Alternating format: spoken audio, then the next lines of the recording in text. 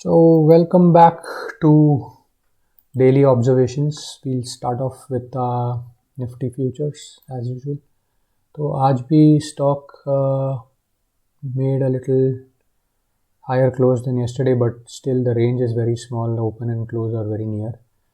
So slowly steadily ऊपर जा रहा है, but जब तक ये range नहीं तोड़ता तो ज़्यादा तेज़ी नहीं आएगी.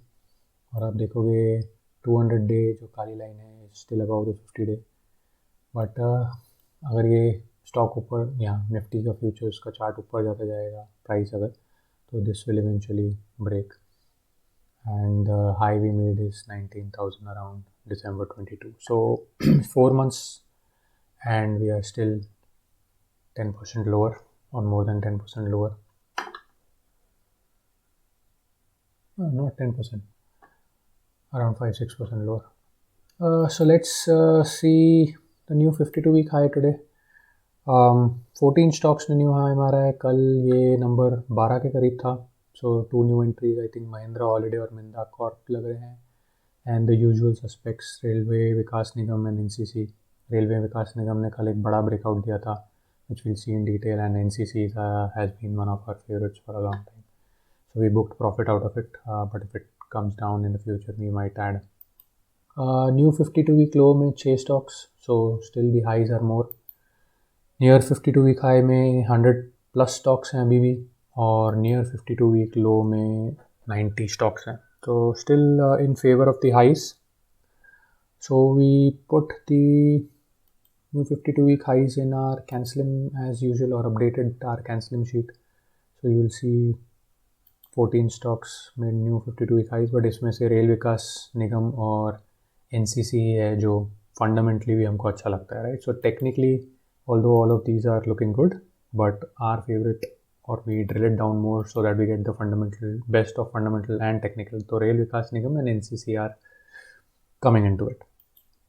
So I added them to this list, and if we see NCC, आज भी it is continuously going up. आज भी volumes अच्छे थे, but now it's run up. We sold out here I think somewhere, but it's still going up.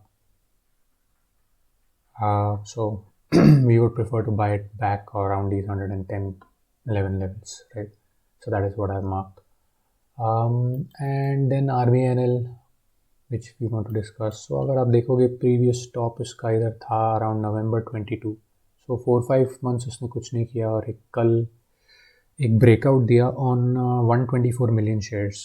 ठीक है, 124 million shares पे दिया, और इसका अगर आप 10 डे एवरेज देखोगे तो 50 मिलियन शेयर्स है, तो ऑलमोस्ट डबल से भी ज़्यादा था. कल तो इसका एवरेज और कम होगा, तो that is not even accurate.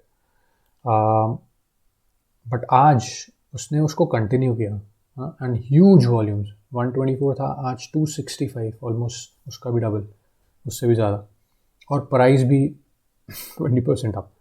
तो अब ये बहुत एक्सटेंडेड लग रहा है मेरे हिसाब से. ऐसा नहीं है कि ये ऊपर नहीं जा सकता. अगर हम फंडामेंटल्स के हिसाब से देखेंगे तो मैं आपको बताऊंगा कि इसका प्राइस टारगेट कहाँ तक जा सकता है. But it's a huge stretch. Mostly ऐसे मूव के बाद upside is not very much. In fact upside और डाउनसाइड ऑलमोस्ट सिमिलर लग रहा है. सो मोर लाइकली है कि थोड़ी प्रॉफिट बुकिंग आएगी जो लोगों ने यहाँ पे एंटर किया होगा कल, एंड यहाँ तक आए. If they can, they'll try to book profit tomorrow, and it might have a correction. I would ideally like to buy near 84 levels or plus minus 5%. So 88 तक ठीक है, but above that it looks extended to me on a technical basis. But अगर आप fundamentals पे देखोगे, so for example यहाँ आप जाओगे, राइट, इसका P 15 दिखा रहा है.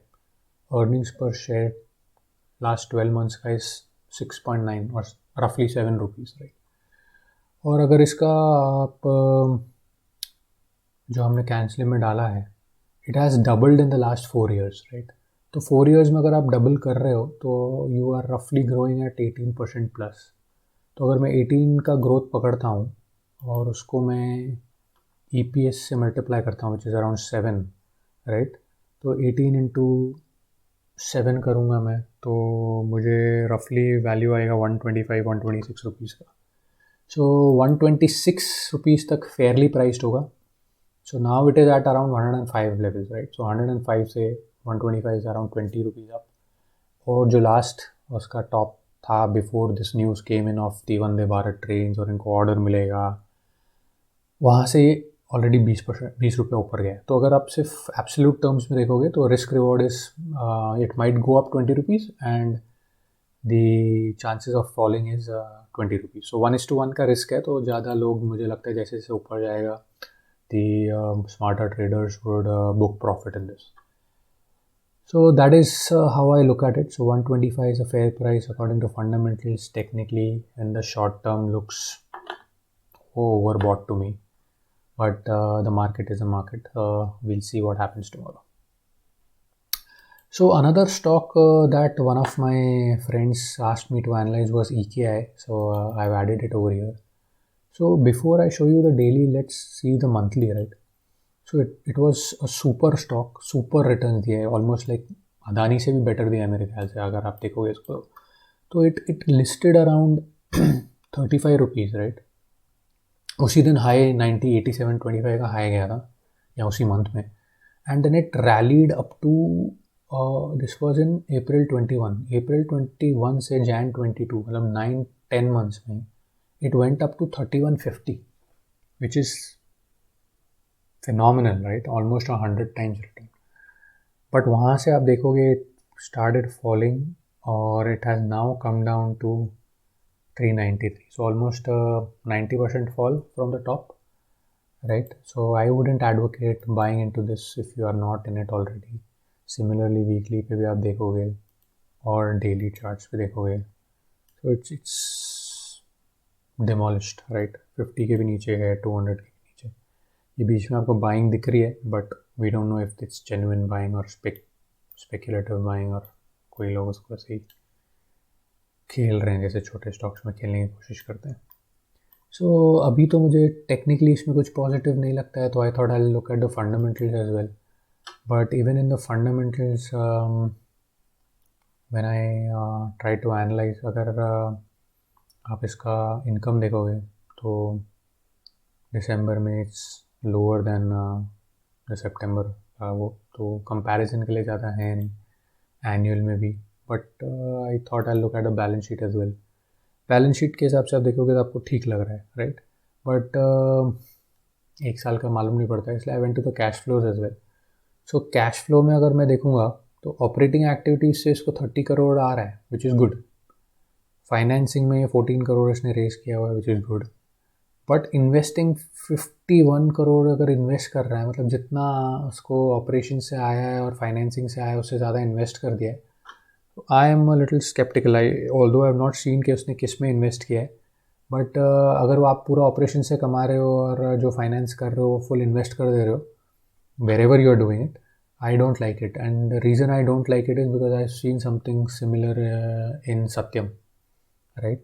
सत्यम में सब कुछ अच्छा था, इट वॉज ग्रोइंग, इनकम बढ़ रही थी, similar to what Infosys, Wipro and TCS was growing, but stock was never priced at a P which was equivalent to TCS, Infosys और Wipro. And the reason we all know now कि वो क्यों नहीं होता था, because somebody or the other always knows के कुछ गड़बड़ है. And that's why even though उसके नंबर्स ग्रोथ टर्म्स में टीसीएस, इन्फोसिस और विप्रो जितने ही आते थे, बट कैश का position was horrible. So if you had seen at that time, उसका भी जो operations और फाइनेंसिंग एक्टिविटीज़ में से जो वैल्यू था वो उससे ज़्यादा वो इन्वेस्टिंग में था, which was illogical. That if you are earning से 20% from a client and you invest that money in an FD at 8% और 9%, right. So somehow it doesn't make sense that operations और फाइनेंस से ज़्यादा पैसा आप investing में लगाते हो जहाँ आपको कम रिटर्न मिलेगा. If you are growing you would rather invest that money back into the business and earn more returns. So anyways, that is the reason I would avoid EKI till I get any data contrary to what I'm saying. And if आप ratios देखोगे तो return on equity 93% है, तो which is excellent. But cash flow के हिसाब से and technicals के हिसाब से I wouldn't recommend going into this. Yeah, so these are the stocks that I wanted to cover. If there are any stocks like EKI that you want me to cover, or any other, some people had asked me to do Adani, so I had done that in the past. So if there is any stock that you would like me to cover, maybe I can do that in the next video. So let me know in the comments, and I'll take it from there. Thank you very much.